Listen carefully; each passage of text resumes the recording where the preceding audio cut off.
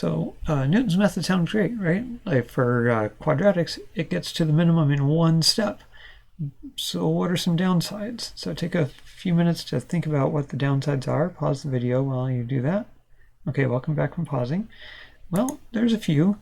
Even in one dimension, Newton's method doesn't always converge, let alone in multiple dimensions. When it does converge, it converges really fast, but sometimes it just blows up. It's kind of like a rocket. It either gets you to your destination really quickly or goes horribly, horribly wrong.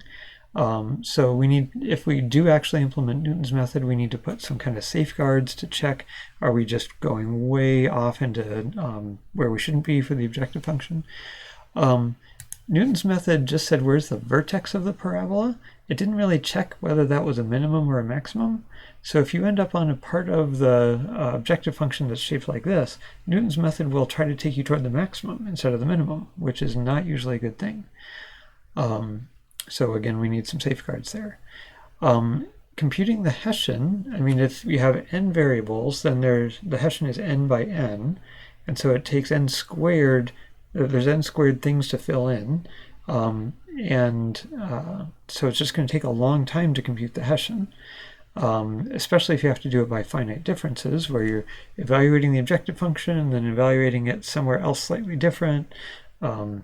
If we have a special symbolic form, which we do in the interior point or barrier method for linear programming, then it can be a little faster, a fair bit faster, but still you have kind of n squared things to think about. That's just figuring out the Hessian, and then solving this formula takes another n cubed operations. And then if the Hessian, if you have a large number of variables, like some neural networks easily have 1,000,000 variables, then the Hessian is 1,000,000 by 1,000,000, which is 1,000,000,000,000, and each entry of it takes usually 8 bytes. So you're talking 8 terabytes just to store the Hessian once before you store its inverse. So Newton's method is great for kind of smaller dimensional problems where you don't have to worry about how long it's going to take to invert the Hessian or solve the system or even store the Hessian.